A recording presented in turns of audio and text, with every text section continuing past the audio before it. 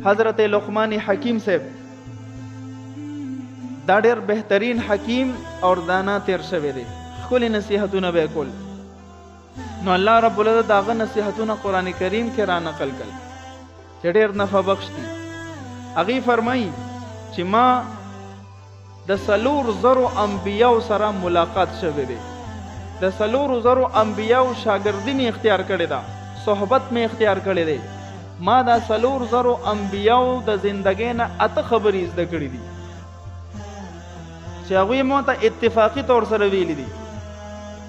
اولنۍ خبره ده اذا كنت في الصلاة فاحفظ قلبك، چې کله مونځ ته ولاړې نو د زړه حفاظت کوه.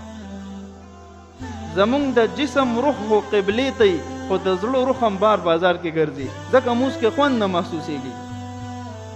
چې مونځ ته ولاړ وي نو د زړه حفاظت کوه، چې زړه دې متوجه وي، زړه دې ومني چې او الله ته زه ولاړ یم، الله ما ویني.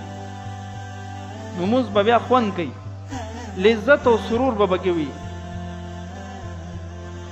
دویم واذا كنت في بيت الغير فاحفظ عينك، کله چې دا بل چا په کور کې ناست دی نو بیا د سترګو حفاظت کوه.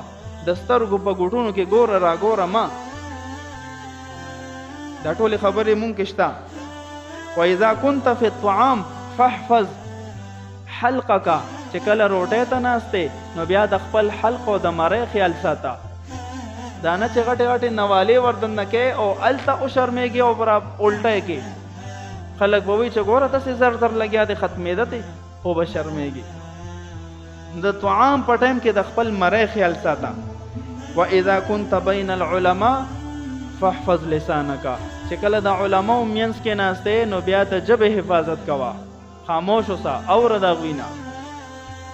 عموما په مجلس کې مونږ نه څوک د مسلې تپوس وکړي چې مونږ ورته ځان تیارو، یو کس جواب هم کړي. دا داسې آسان کار دی زما وروره، دا خو د دین مسله ده. ډېر شي مسلې مونږ له خپل هم نه راځي. اوس هم چې څوک تپوس وکړي نو نه پوهېږو، به خپل اساتذو ته رجوع کړو چې جي به دې مسله مې لږ پوه کا، د هغې نه پس قوم چا چې تپوس کړي هغه ته ووایو. نو زما وروره ته خو ټوله زندګي د دنیا له ورکړې ده، ته لږ د مسلې په بیانولو کې لږ احتیاط کوه. ستا په مسله خو به سړی عمل کوي، هغه ته خو پې الله اجر ورکوي، خو ګورې تا به پې الله رانیسي. واذکر اثنین، 2 څیزونه یاد ساته. الموت، مرګ مه هېروه، مرګ یاد ساته.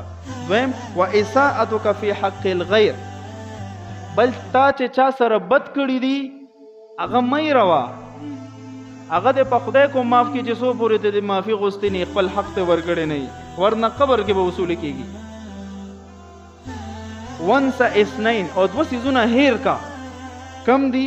احسانک فی حق الغیر، تا چې چا سره ښه کړي دي هغه ته هیر کا، د الله په کتاب کې لیکل شوي دي. هیر ځکه کا چې سبا په مجلس کې ورته یاد دهاني ونه کې چې ما د سره ښه کړي دي، ځکه کو یاد دهاني دې وکړه اجر لاړو، چې چا د پاره دې کړي هغه بس محفوظ کړي دي، ته به یاد دهاني ورته نه کې. واساءة الغیر فی حقک، او دکه شان تا چې چا سره بد کړي دي هغه هم هیر کا. ولې چا چې تا سره بد کړي دي هغه هم د الله په کتاب کې محفوظ دي، خو ته ورته یاد دهاني کې بدل اخلې، بس تا خو د هغې اجر لاړو ضایع کړو.